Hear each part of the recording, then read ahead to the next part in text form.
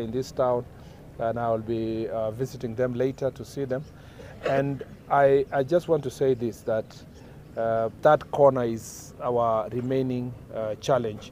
And I assure the people of Laikipia and the country that concerted effort, multi-agency, together with KDF and Kenya Forest Service, we will take over Murkomen to as a safe haven for criminals to attack people in Laikipia and also in Meru side, because that is the source of the problem. Other than that, we still have a few grazers who are coming to forcefully graze in private ranches, and again, some work is being done. We are going to upscale the same to ensure that illegal grazers who come with also who turned out to be, they come with illegal firearms, and they turned out to also engage in acts of banditry as they go back. And we want to appreciate the county commissioner and the team for the peace meetings and the agreements that people have to access resources, water and grass. And we want to make sure that any person who is coming to graze in Laikipia from neighboring counties is based on invitation and permission to access by the owners of the farms, and then they must be documented and their livestock be documented so that we do not perpetuate acts of banditry. Other than that, we still also have general land issues, land invasion, land problems that lead to conflict, and we will work together with Ministry of Lands to resolve those issues. We have also concerns in this county. I must appreciate that adulterated ethanol and other form of alcohol has gone down in this county. We still have, of course, in these informal settlements where people are still brewing changa and other kind of illegal alcohol. And I thank the police for the operations they have been doing, and we have asked them to continue upscaling the same. We still have, although it's been contained to a lower scale, we want to continue fighting it from the root. This is those who are planting marijuana in the Mount Kenya forest, among other places. The police continue to do their work to ensure that this place is secured. Other than that, the issue of gangs and the goons and all that has fairly been contained in this county, and we hope that our young people may not be recruited to illegal activities as gangs. And the few that may be there, the police will continue dealing with them to ensure that this county becomes peaceful. This is a very important county, it's a tourist destination. I also want to caution the generalization that when we have a security problem in one corner of a county, it's assumed that it's the entire county.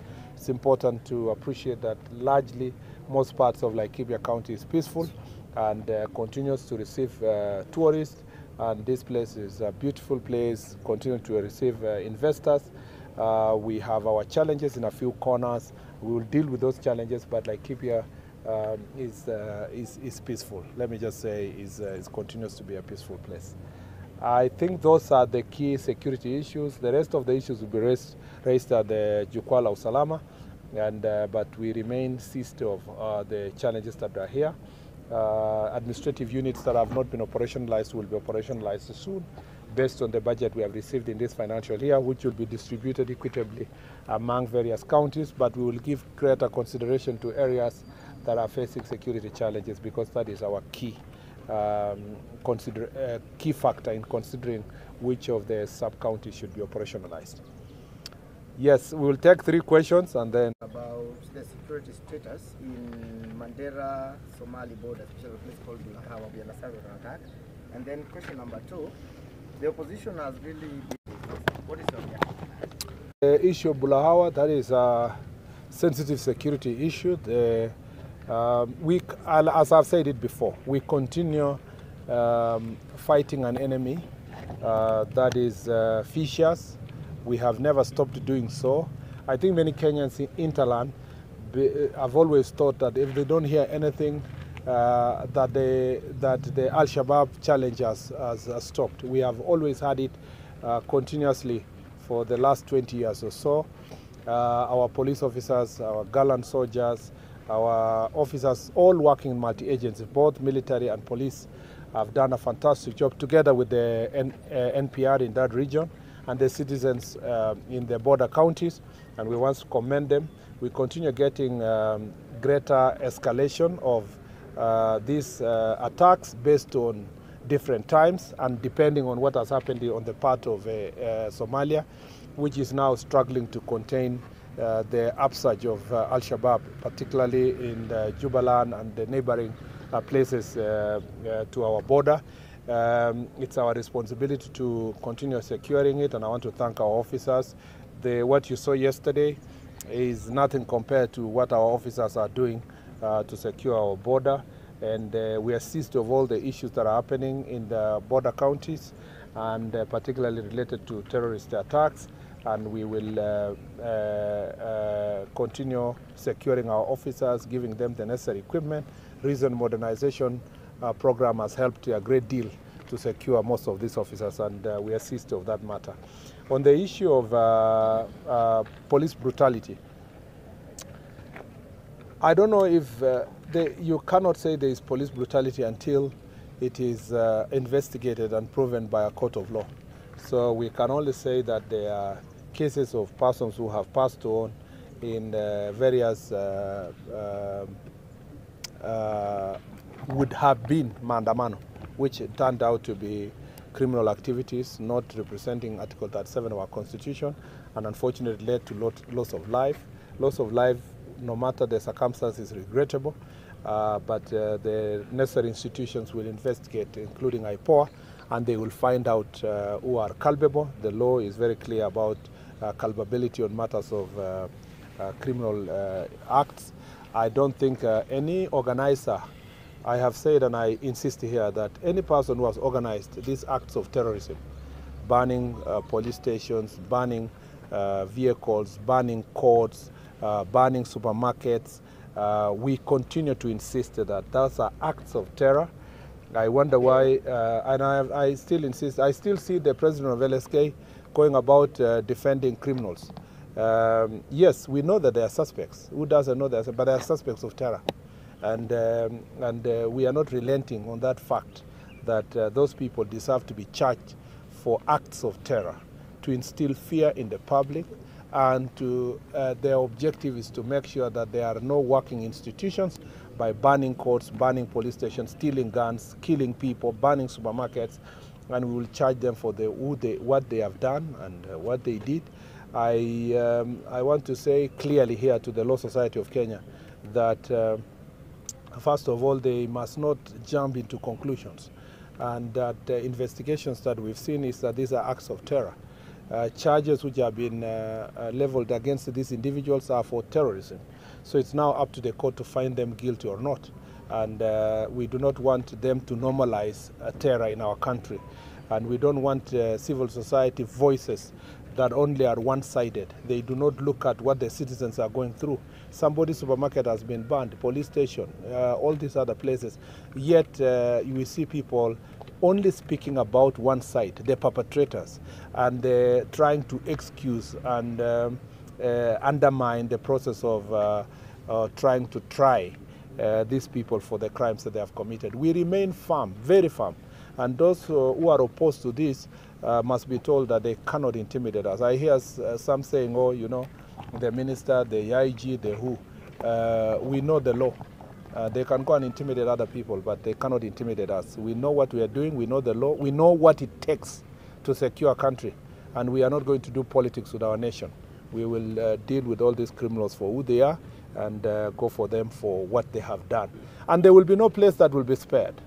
There is no county that we will allow property to be destroyed. I hear some people saying, well, you know, because our political supporters are of this side, they must be excused. Criminals, we will not see them from a political support base. We'll only deal with them for what it is. If you ban somebody's supermarket in Nyeri or Meru, it doesn't excuse you because you have a certain political inclination. We are going to deal with you for who you are and what you do. And I think people should know that I don't just speak for the sake of it. I am properly schooled and I understand the law. And when I speak about the law, I know what I'm saying. It is acts of terror, and those characters will be charged for terrorism, and they must answer in a court of law. Because if we don't do these things, our country will slide into anarchy. There are some characters whom I saw online that they are calling themselves forces fighting police brutality, and yet they were carrying guns and dressing using jungle attire, trying to intimidate the people of Kenya. I want to tell this, all police officers who are out of service, all military officers who are out of service, they have a greater responsibility than a civilian, and we will put them under very strict surveillance, because those are persons who are highly trained by the government of Kenya on the use of arms. And once they start threatening the public and threatening government, we consider that subversive activities. And I'm glad that the DCI has investigated, arrested, charged some of them, and must be dealt with. We know they are establishing a military wing of their political activities. We will not allow that. Let me be very clear. Those officers who are doing politics in office or exiting office to go and carry out criminal activities must be dealt with firmly. The second question? You are from KBC. KBC. Okay, and then we finish with him. Yes, my name is Yes, mine. The last people we talked about. Yeah. Those people who are alleged to be ex-KDF, ex-police, and they are wearing very heavy gears, carrying very heavy weapons, and you allege they are forming a militia kind of group, whatever they call themselves. How can that happen under your watch? And they come online, they say what they want to say. We've never seen such thing in the past, but it's happening. Thank you, Minor. Thank you very much for speaking for me. You see, what the country has slided to is unacceptable in the name of freedom of expression. That people can carry sophisticated weapons and call and speak in it's like a rebel kind of, the country is in some part of the country is controlled by a rebel movement of some sort, and happily going to issue statements online while carrying very sophisticated weapons. And that's why the DCI has arrested and charged those people. Now you will see, and I'm telling you, you will see LSK and other civil society organization and opposition running around, and they will start saying, oh, you know, freedom of expression, people must be allowed to wear what they wear, they must be allowed to carry whatever gun, they must be allowed to say what they want to say. Really?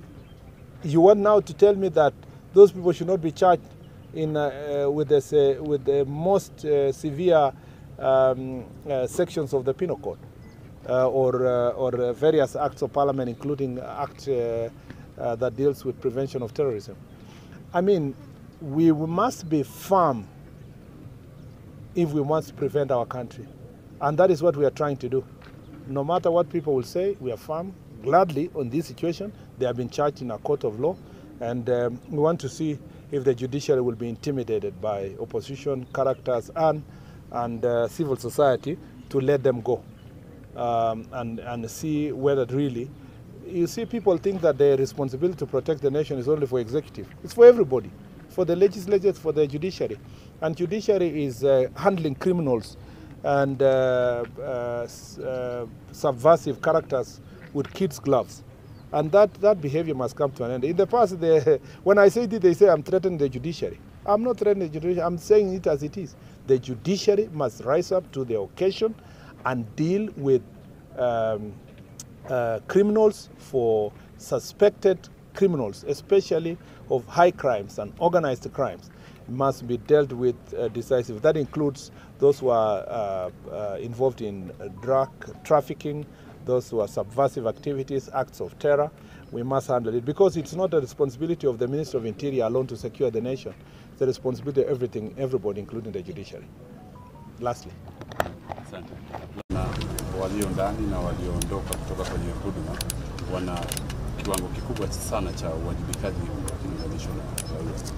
Sijui mipaka yao sasa itakuwa wapi, hasa walioondoka kama watatu, mipaka yao iko wapi hasa kujihusisha katika michakato ya kisiasa kuwajibisha serikali?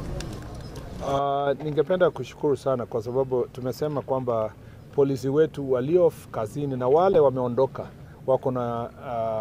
wako na jukumu ya kuhakikisha kwamba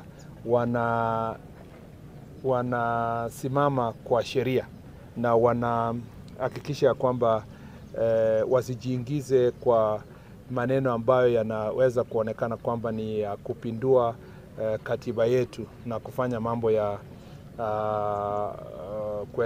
kuendeleza chuki na vita katika taifa letu. Na nimesema kwamba jukumu hilo haijalishi kama wewe umechakuliwa mbunge, umechakuliwa baadaye ukuwe seneta ama hata governor ama position yoyote. Jukumu hilo inaendelea kwa maisha yako yote. Kama wewe umewahi kuwa kwa disciplined forces, katika dunia nzima you are expected, inaaminika kwamba utafuata maagizo ya yale ambayo ulifunzwa wakati ulikuwa katika polisi ama katika army, kuhakikisha kwamba unafuata sheria. Na wewe jukumu lako ni kubwa, ni la juu kuliko ya mwananchi wa kawaida. Na kwa hivyo tutaendelea tukisikia chochote ambayo inahusikana na mtu yoyote amewahi kufunzwa mambo ya bunduki, mambo ya silaha mbalimbali, tunachukulia hatua zaidi kuliko hata mwananchi wa kawaida, kwa sababu tunajua kwamba anaelewa nini inaendelea katika idara ya polisi, idara ya army, na tunajua kwamba anaweza kutumia nafasi na ile information ako nayo kuharibu taifa. Na kwa hivyo tunawaomba wale wote ambao washaondoka kutoka kazini na wale pia wako kazini wajue kwamba jukumu ni kubwa, na tutachukua hatua ya kisheria kuhakikisha kwamba tunalinda taifa letu. Wale hao aswa ambao tumewaona katika mitandao juzi, unaona kwamba walipokuwa katika ofisi juzi walikuwa wanasema mambo mengi katika mtandao, kumaanisha nia yao ilikuwa ni kwa kufanya mambo kwa njia fulani. Na tunaamini kwamba DCI katika ile investigation atatuambia sio tu kwa nini wanafanya chenye wanafanya, lakini wale pia wanawafadhili na wale wanaungana na wao lazima pia wakuwe investigated, ndio tujue wazi kwamba nia yao ni nini na mpango yao katika taifa letu ni nini, kwa sababu lazima tuilinde taifa. Asante.